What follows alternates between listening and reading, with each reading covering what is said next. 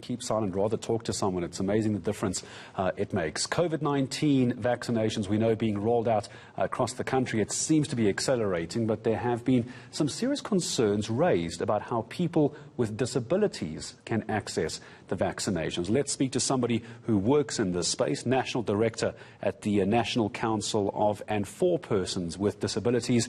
It's Therina Wentzel joining us to unpack this. Therina, hello to you. Thanks for your time in speaking to us here on eNCA. I suppose the first question is, are people with disabilities being catered for at these vaccination sites? At the sites, yes, indeed. I have personally been at sites where we supported deaf people, persons using wheelchairs, and blind people, and also some people with intellectual disabilities. And we've been very happy with how the staff was sensitized, obviously, before the time, or maybe it just comes natural to them. But we didn't have any issues. What we do have an issue with is the persons with disabilities who cannot get to the sites. That's where the big issue lies. Let's talk about, that was going to be my next question, you've led me to it perfectly, those who can't get to the sites. Are we not at a point yet, Therina, where perhaps for particular cases, and I know this could run into the hundreds, if not thousands, perhaps tens of thousands, people in those situations getting vaccinated at home? Are we at that point yet?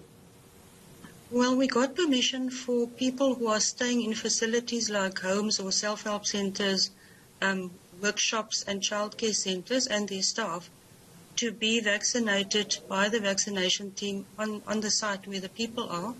But unfortunately with the rollout, although we worked very, very hard to get a lot of information uploaded on the government side, with a couple of IT glitches, which is understandable because everybody is like overcrowding the site. But the rollout is not going smoothly. It seems like the communication hasn't gone down to all the local areas and provinces. So unfortunately, there's very few of the teams in the provincial and local areas that's aware of the fact that they should be doing that. And it seemed to not be scheduled into their programs. So a few places have been assisted, but the majority not at all. And it is getting a crisis now.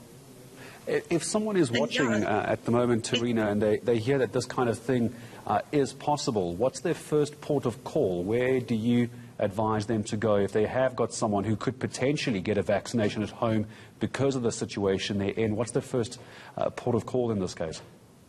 Well, there's a form that the Department of Health has circulated for individual people who are at home, not in a facility, but at home with parents or on their own or whatever, where they can motivate for a special arrangement so that people can come to their homes.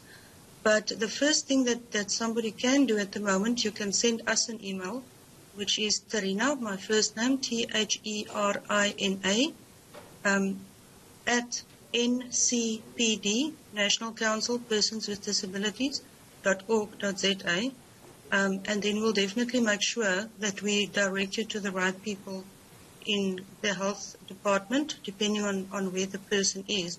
And we can also send on the forms. Also, unfortunately, with these forms for individual motivations, it's not working that well. So the reason why I'm saying that is there's not an unwillingness with government, and obviously the decision makers have put these things in place, but with the rollout and with the knowledge going down to all the various test centres and staff, that's where the problem currently lies. So there's still a whole lot of people out of the loop at the moment. Therina, just before I say goodbye to you, I was going to repeat your email just for viewers who might have missed that. Just tell me if I'm right, and I'll move on to my question. It's Therina, Therina, at ncpd.org.za. That was the email address I got. Okay, that's the one we can use. Just before I let you go, about a minute or so, Therina, when it comes to people with disabilities, clearly those who have hearing impairments, those in wheelchairs, those who are blind, and intellectual impairments, those seem to be obvious categories. I just got a tweet from someone tweeting me at Gareth Edwards SA asking, what happens if my elderly parents have dementia or Alzheimer's? They aren't in a home, but I'm caring for them. Do they form part of this category? If someone's watching with that situation, Alzheimer's, dementia, what do you do? Absolutely. So we do understand that there's a large number of persons with disabilities. 15% of our society are persons with disabilities. So obviously also us as service providers, as a council and our member organizations, we also try and educate people to say that, if you can get to a site when it's your turn according to your age, then please make use of it. But there are a large number of people who's really, really, really not able to get to a site. And the example that you've mentioned falls definitely within the category of people that should get the special attention, and it should be prioritized. Also, a lot of people are using care workers. That makes them even more vulnerable, because the care workers come and go. They're not in one bubble. So I would suggest that the more people write to us, I must be honest that the people at National Department of Health has really been helpful, but as I say, it gets stuck. They also said to us, guys, the more you lobby, the harder you lobby, the better your chances are, because our hands are also sometimes tied within a broad system where there's also red tape. I appreciate your time in speaking to us. I think you've helped a lot of people understand who have some obvious questions, Therina, about those with disabilities, but also those who have perhaps elderly parents, grandparents with Alzheimer's, dementia, anything like that, and you're being cared for at home. That email address, Therina, I'm going to repeat it for viewers, Therina@ncpd.org.za. You spell Therina, Therina. I'll get our online team to put that in a tweet or a Facebook post as well. Therina, thank you very much indeed for joining us this afternoon. Still on the way.